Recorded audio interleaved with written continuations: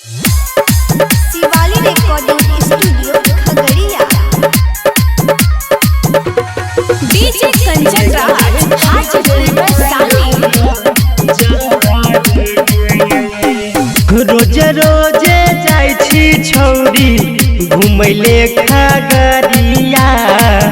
केतना दीवाना तोरा रहै छौ बजरिया।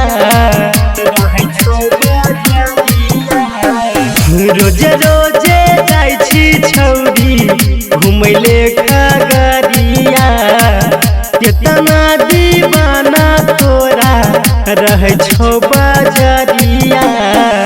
चलै छी जखने डगर गे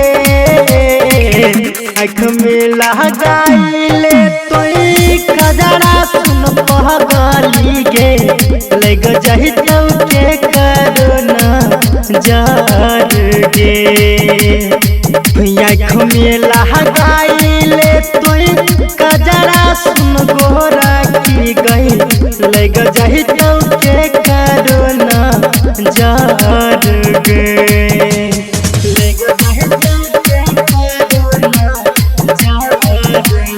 DJ Kanchan Raj Hajipur Vaishali. Mix by Aryan अलवेला।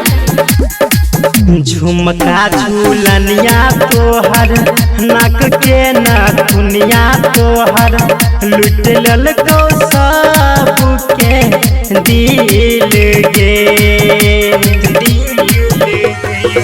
गोरे गोरे गलिया तोहर होठ के लालिया तोहर लुट ललको गाल के दिल गे। गाय छी तोय जखन सा बर गे आँख में लगाइले तोय कजरा सुन गोरा की गई। लग जहितौ के करोना जार गे। आँख में लगाइले तोय कजरा सुन गोरा की गई। लग जहितौ के करोना जार गे। आँख में लगाइले तोय कजरा सुन गोरा की गई। लग जहितौ के डीजे कंचन राज हाजीपुर वैशाली। केसिया के गजरा तोहर पाँव के जनिया तोहर लागै छौ कलाई कमा जोर गे। कोमल शरीरिया तोहर कमर के भिरिया तोहर लागै छी बाबे जोर गे।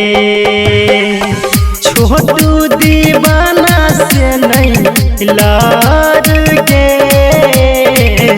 आँख में लगाइले तोय कजरा सुन गोरा की गई। लग जहितौ के करोना जार गे। आँख में लगाइले तोय कजरा सुन गोरा की गई। लग जहितौ के करोना जार गे। आँख में लगाइले तोय कजरा सुन गोरा की गई। Shivali recording studio.